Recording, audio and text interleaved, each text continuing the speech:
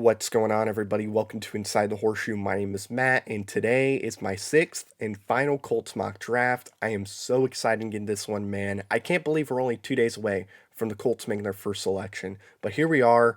Time flies so fast, but I am pumped. I can't wait.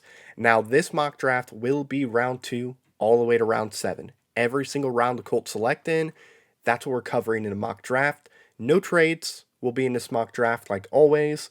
Will not be doing trades. And I'll tell you guys what, if the Colts draft goes exactly like this, and I know it's not going to because I am sure the Colts are going to make a trade at some point in the draft. I would be shocked if no trades happened. But if this is exactly how the Colts draft went, I would be a very happy man. So with that being said, we're going to get into it. But before we get into it, if you're new or if you haven't already, I would greatly appreciate if you click that subscribe button. Also click the bell icon. That way you're notified whenever I upload a video or when I go live. If you like this video, smack that like button. Let me know your thoughts down below. Do you agree with my mock draft or do you disagree? Let me know your thoughts down below. And if you have a Twitter, make sure you follow me on Twitter at horseshoe_pod. There's a link in the description down below. So with that being said, let's get into it and let's start off with pick number 42. I have the Colts selecting Jahan Dotson, wide receiver from Penn State. Look, I know some of you guys are probably thinking, hey, Matt, Jahan Dotson will not be available at 42. He will be selected beforehand. And I had that mindset until this week when I started to look into it. And it feels like because guys like Christian Watson are on the rise and George Pickens is rising up, it feels like Jahan Dotson, as a result, is starting to fall. I feel like Jahan Dotson is starting to fall to the point to where I think he's going to be available at number 42. Now, I get it. He's not big. Chris Ballard likes big receivers. Jahan Dotson is 5'11", 184 pounds if I'm not mistaken. He's not big. But T.Y. Hilton is smaller than Jahan Dotson. T.Y. Hilton is 5'9". I mean, T.Y. Hilton's a good receiver. He did good things in his prime. Why can't Jahan Dotson? Jahan Dotson's got good speed. He's not a liability on the field because he's going to catch everything that's thrown to him. Good hands. He's a smooth route runner. Does a lot of good things right. And because I believe he's going to be available at 42, I have the Colts selecting Jahan Dotson, wide receiver from Penn State. Now we're going to move on to pick 73. I have the Colts going tight end here. I have them selecting Jeremy Ruckert from Ohio State. Now, I was torn between him and Jelani Woods. Me personally, I like Jelani Woods a little more. I like him more. However, I think he's going to be taken before 73. That's why I'm going Jeremy Ruckert. I think Jeremy Ruckert fits exactly what the Colts are looking for at tight end. Really good blocker, both in the pass game and the run game. Again, somebody who's not going to drop the football. He's going to catch everything that's thrown to him. So that's something you don't have to worry about at all. And I feel like he is basically the next Jack Doyle. So at 73, I have the Colts selecting Jeremy Ruckert, tight end, Ohio State. So now we're in round 4, and at pick 122, I have the Colts selecting Matt Walensko, tackle, North Dakota. Now to me, I think the Colts have to select a tackle anywhere from round 2 to round 4. I think they have to because we don't know how well Matt Pryor's going to do. I'm confident in him. I'm confident that he's going to go in and do a good job. What if he doesn't work out, though? You need to have somebody who can step in just in case he doesn't work out. And to me, that's Matt Walensko.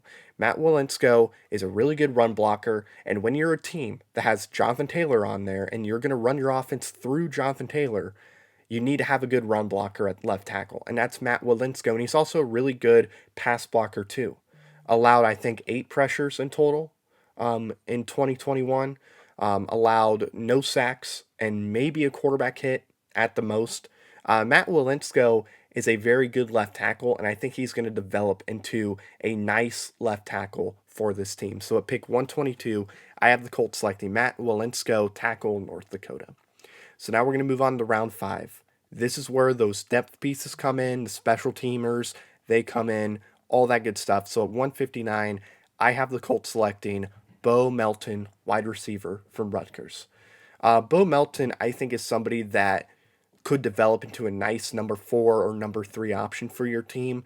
He's really, really fast. He's a burner, which is something this team is definitely missing. So adding guys like Dotson and Melton will definitely solve that. And also, Bo Melton, very good special teamer. He's a very good special teams player, and that's something that the Colts love to go after in round 5. They love going after good special teams players. That's Bo Melton. So at 159, I have them going Bo Melton, wide receiver, Rutgers. So moving on to pick 179, I have the Colts selecting Mekhi McFadden, linebacker from Indiana. Now, you guys might think that he may not be available, and there's a chance that he's not available at 179. However, I do think there's a good chance he's available, and I think he'd be a really nice piece to have on this team. He'd be a good backup linebacker, really good tackler, really good against the run, really good in the pass game. Fits well. He was an All-American the last couple years as well, so I mean, I like me McFadden. I think he'd be a good special teamer to start out. I think he'd do good things with our special teams. And like I said, it's a depth piece. We need to add depth to this team. And I think adding depth to the linebacker position wouldn't be a bad thing at all. So at 179, I have the Colts selecting Mekhi McFadden, linebacker from Indiana. So moving on to round 6 at 216, I have the Colts selecting Deron Bland, cornerback from Fresno State. Even though we signed Stephon Gilmore, I do think that we need to draft a cornerback at some point in this draft. Whether it's early or late, I do think we need to get a corner, and I think Deron Bland is somebody who would fit in really well. Now, Deron Bland would have to develop into a potential starting corner in the NFL, but I think that's possible. You know, obviously, he's climbing up the draft boards, he does good things, he has a good feel for where the ball's going to go. So I have the Colts selecting Deron Bland at 216. And now with our final pick in this mock draft at 240, I have the Colts selecting Noah Ellis, defensive lineman, Idaho. Again, depth piece. I think we need to add depth to our defensive line, more specifically the defensive interior, and Noah Ellis could be that guy. Not really going to play, more than likely. Probably will see most of his time on the field when it comes to special teams. You're not going to see him starting as a defensive lineman in the NFL, at least right now. Maybe he can develop into that, but at least right now, I think he's going to be a special teamer and he's just a depth piece. And to me, I think that's something we need to do. So at 240, I have the Colts selecting Noah Ellis, defensive lineman from Idaho. And that's going to do it, guys. Just to run through my mock draft real quick. At 42, I have the Colts selecting Jahan Dotson. At 73, I have the Colts selecting Jeremy Ruckert.